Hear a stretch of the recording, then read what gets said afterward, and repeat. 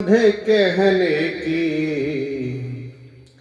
आदत सी हो गई है। श्यामा श्यामा श्यामा कहने की आदत सी हो गई है। श्यामा प्यारी आ खड़ा हूँ तेरे द्वार के किनारे। श्यामा श्यामा कहने की आदत सी हो गई है।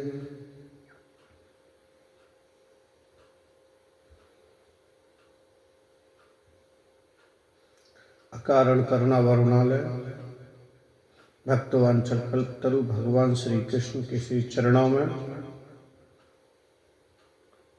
प्रणाम करते हुए, वंदन करते हुए, गजानन भगवान श्री गणेश, भगवान श्री कृष्ण सदृश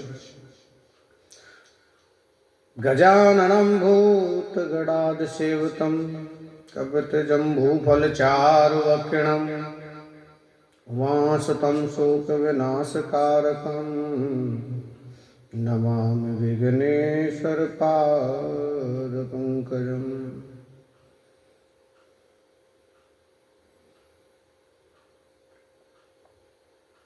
ओंकारं बिन्दुसहितं नित्यं ध्यायन्ति योगिनः कामदं मोक्षदं चैव ओंकाराय नमो नमः।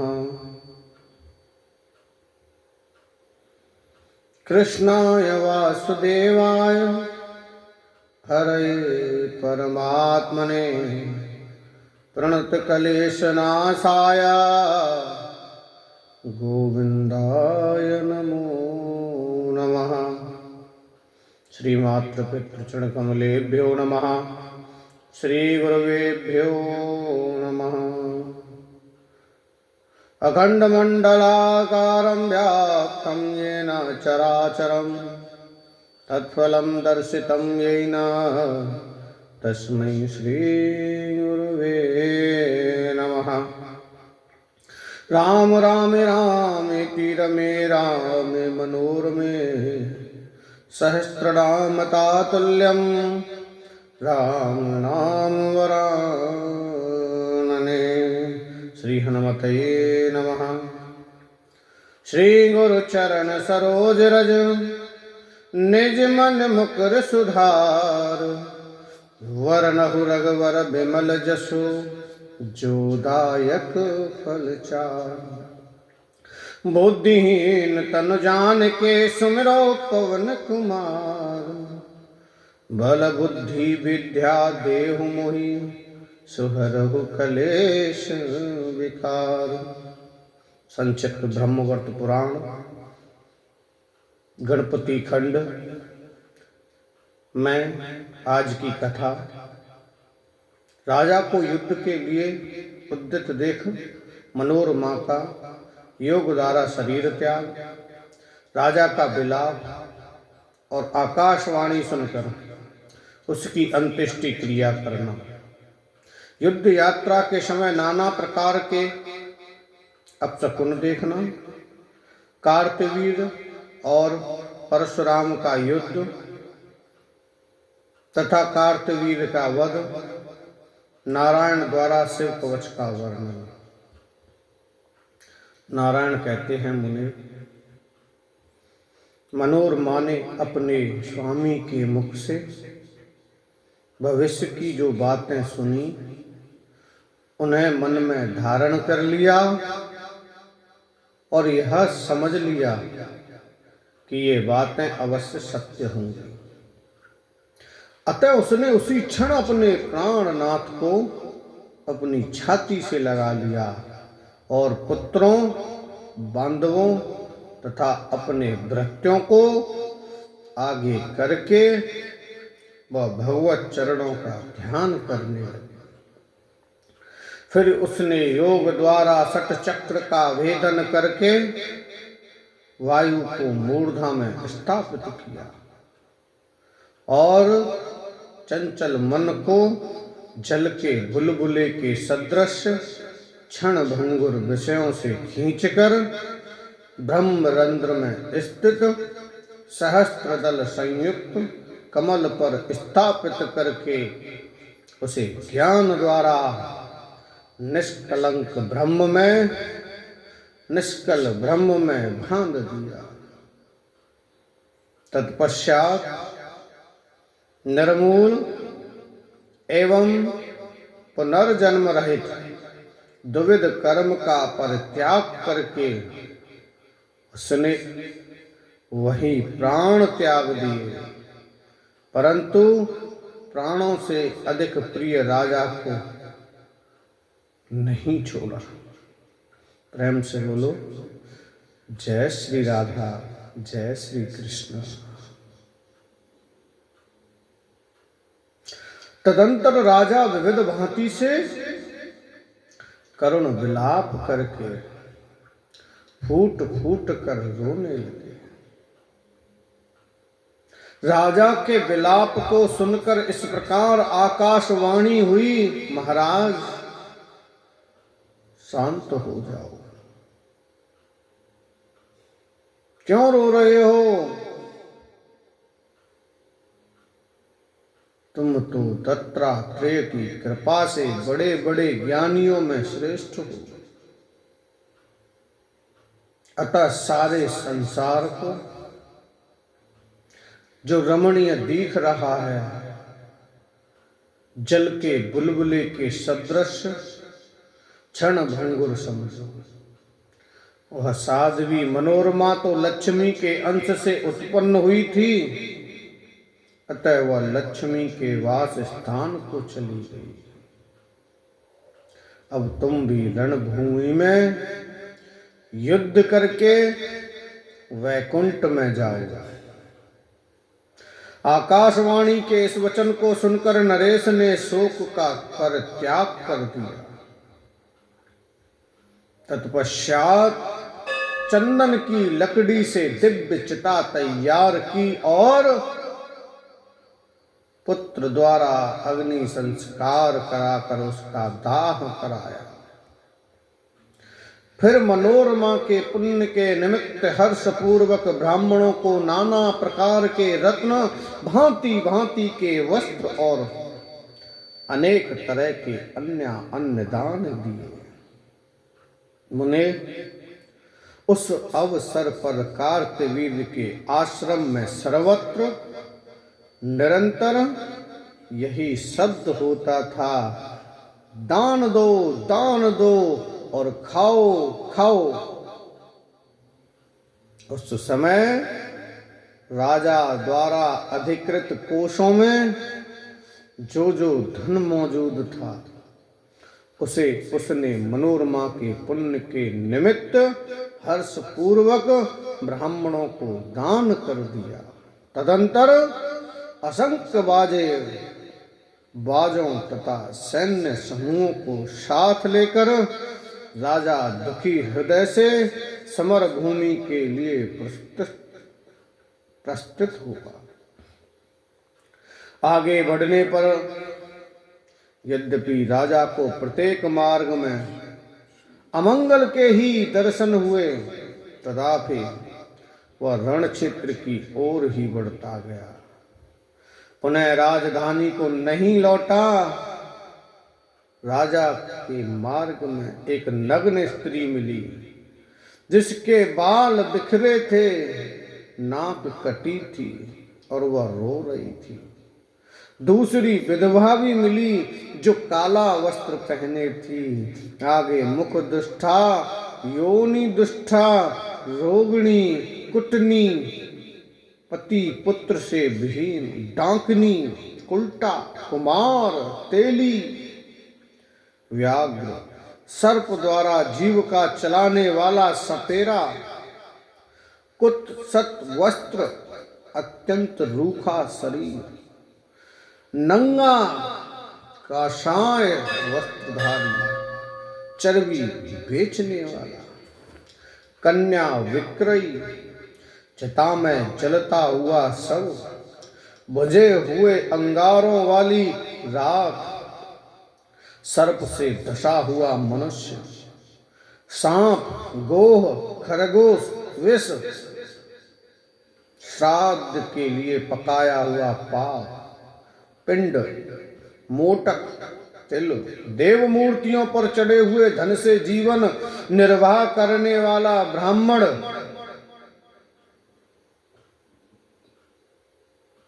वृषवा, बैल पर सवारी करने वाला अथवा बैल को जोतने वाला, शूद्र के श्राद्धान्न का भोजी, शूद्र का रसोइया, शूद्र का पुरोहित, गांव का पुरोहित, कुश की पुतलिका, मुर्दा जलाने वाला, खाली घड़ा, फूटा घड़ा, तेल, नमक, हड्डी, रुई, कछुआ, धूल, भूकता हुआ कुत्ता, दाहिनी और भयंकर शब्द करता हुआ श्यार, जटा, हजामत, कटा हुआ बाल, नख, मल, कलह, विलाप करता हुआ मनुष्य, अमंगल सूचक विलाप करने वाला तथा शोक कारक रधन करने वाला, झूठी गवाही देने वाला, चोर, मनुष्य, हत्यारा, कुल्टा का पति और पुत्र, कुल्टा का अन्न खाने वाला, देवता, गुरु और ब्राह्मणों की वस्तुओं को तथा धन का अपहरण करने वाला, दान देकर छीन लेने वाला, डाकू, हिंसक, चुगलखोर, दुष्ट, पिता माता से विरक्त, ब्राह्मण और पीपल का विघातक, सत्य का हनन करने वाला, कृतघ्न, धरोहर हड़प लेने वाला मनुष्य, विप्रद्रोही, मित्रद्रोही, घायल, विश्वासघातक, गुरु, देवता और ब्राह्मण की निंदा करने वाला, ब्राह्मण की निंदा करने वाला, अपने अंग को काटने वाला, जीव हिंसक, अपने अंग से हीन, निर्दयी, व्रत उपवास से रहित, दीक्षाहीन, नपुंसक, कुष्ठ रोगी, काना, बहरा, पुक्कस, जाति विशेष, कटे हुए लिंग वाला नागा, मदिरा से मत वाला, मदिरा, पागल, खून उगलने वाला, भैंसा, गधा, मूत्र, विष्ठा, कफ, मनुष्य की सूखी खोपड़ी, प्रचंड आंधी, रक्त की वृष्टि, बाजा, वृक्ष का गिराया जाना, भेड़िया, सूअर, गीद, बाज, कंक, एक मांसाहारी पक्षी, भालू, पास, सूखी लकड़ी, कौआ, गंधक,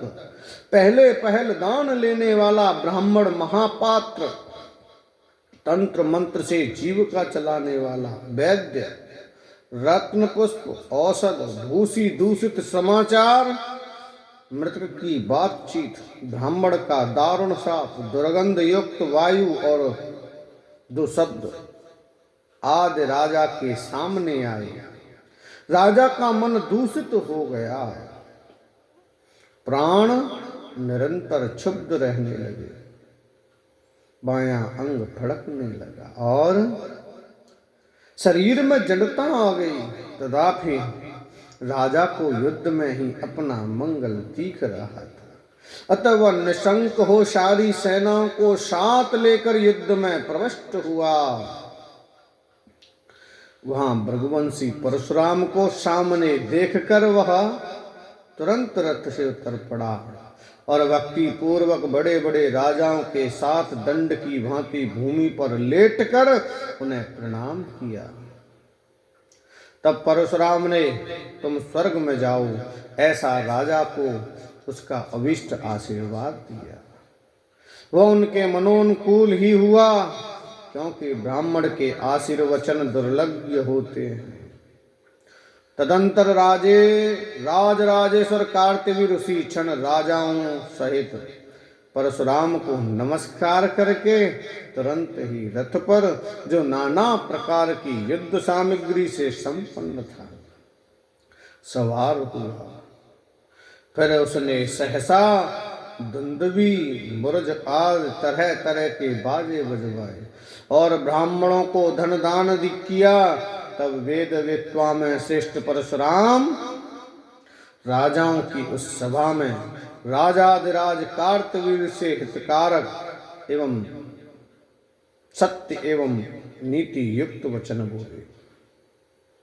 परशुराम ने कहा, अये धर्मिष्ठ राजेंद्र, तुम तो चंद्रवंश पर उत्पन्न हुए हो और विष्णु के अंशभूत बुद्धिमान दत्तात्रेय के शिष्य हो। तुम स्वयं बुद्धिमान हो और वेदज्ञों के मुख से तुमने वेदों का श्रवण किया है, फिर भी तुम्हें इस समय सज्जनों का विडंबित करने वाली दुर्बुद्धि कैसे उत्पन्न हो गई? तुमने पहले लोभवश निरीह ब्राह्मण की हत्या कैसे कर डाली, जिसके कारण सती साध्वी ब्राह्मणी शोक संतृप्त होकर पति के साथ सती हो गई। भूपाल, इन दोनों के वध से परलोक में तुम्हारी क्या गति होगी? यह सारा संसार तो कमल के पत्ते पर पड़े हुए जल की बूंद की तरह मिथ्या ही है। सोयस हो अथवा अपयस, इसकी तो कथा मात्र अवशिष्ट रह जाती है। अहो, सत्पुरुषों की दुष्कीर्ति हो, इससे बढ़कर और क्या विडंबना होगी? कपिला कहाँ गई, तुम कहाँ गए, विवाद कहाँ गया और मुनि कहाँ चले गए? परंतु एक विद्वान राजा ने जो कर्म कर डाला, वह हलवाहा भी नहीं कर सकता। मेरे धर्मात्मा पिता ने तो तुम जैसे नरेश को उपवास करते देखकर भोजन कराया और तुमने उन्हें वैसा फल दिया। राजन, तुमने शास्त्रों का अध्ययन किया है, तुम प्रतिदिन ब्राह्मणों को विधि पूर्वक दान देते हो और तुम्हारे यश से सारा जगत व्याप्त है। फिर बुढ़ापे में तुम्हारी अपकीर्ति कैसे हुई? प्राचीन काल के बंदीगण ऐसा कहते हैं कि भूतल पर कार्तवीर्यार्जुन के समान दाता, सर्वश्रेष्ठ धर्मात्मा, यशस्वी, पुण्यशाली और उत्तम बुद्धि संपन्न ना कोई हुआ है और ना आगे होगा। जो पुराणों में विख्यात है, उसकी ऐसी अपकीर्ति आश्चर्य है। राजन, प्राणियों के लिए दुर्वाक्य तीखे अस्त्र से भी बढ़कर दुस्सह होता है। इसलिए संकट काल में भी सत्पुरुषों के मुख से दुर्वचन नहीं निकलते। राजेंद्र, मैं तुम पर दोषारोपण नहीं कर रहा हूं, बल्कि सच्ची बात कह रहा हूं। अतः इस राजसभा में तुम मुझे उत्तर दो। इस सभा में सूर्य, चंद्र और मनु के वंशज विद्यमान हैं। अतः सभा में तुम ठीक ठीक बतलाओ, जिसे तुम्हारे पितर और देवगण भी सुने, साथ ही सत असत को कहने में समर्थ ये सारे नरेश भी श्रवण करें। क्योंकि समदृष्टि रखने वाले सत्पुरुष लोग पक्षपात की बात नहीं कहते। युद्ध स्थल में इतना कहकर परशुराम चुप हो गए। तब बृहस्पति के समान बुद्धिमान राजा ने कहना आरंभ किया। कार्तवीर्यार्जुन ने कहा, हे राम, आप श्री हरि के अंश, हरि के भक्त और जितेंद्री हैं। मैंने जिनके मुख से धर्म श्रवण किया है, आप उनके गुरु के भी गुरु हैं। जो कर्मवश ब्राह्मण कुल में उत्पन्न हुआ है, ब्रह्म चिंतन करता है और अपने धर्म में तत्पर एवं शुद्ध है, इसलिए वह ब्राह्मण कहलाता है। जो मनन करने के कारण नित्य बाहर भीतर कर्म करता रहता है, सदा मौन धारण किए रहता है और समय आने पर बोलता है, वह मुनि कहलाता है। जिसकी स्वर्ण और मिट्टी के ढेले में घर और जंगल में तथा कीचड़ और अत्यंत चिकने चंदन में समता की भावना है, वह योगी कहा जाता है। जो संपूर्ण जीवों में समत्व बुद्धि से विष्णु की भावना करता है और श्री हरि की भक्ति करता है, वह हरि भक्त कहा जाता है। कर्मणाम ब्राह्मणो जाति करोति ब्रह्म भावनम स्वधर्म निरतम शुद्धस्माद ब्राह्मण उच्यते अंतर्बहस्य मननाथ कुरुते कर्म नित्यस्य मौने ससत्ववदेत काले यो स मुनिरुच्यते स्वर्ण लोहे ग्रहण्य पंके स्निग्ध चंदने समता भावनम यस्य स योगी परकीर्तितः सर्वजीवेषु विष्णु भावेत समतादिया हरौ करोति भक्तिं च भक्तं स च स्मृता। ब्राह्मणों का धन तप है, जो कि तपस्या कल्पतरु और कामधेनु के समान है, इसलिए उनकी निरंतर तप में इच्छा लगी रहती है। रजोगुणी पुरुष कर्मों के रागवश राजसिक कार्य करता है और रगांध होकर रजोगुणी कार्यों में लगा रहता है। इसी कारण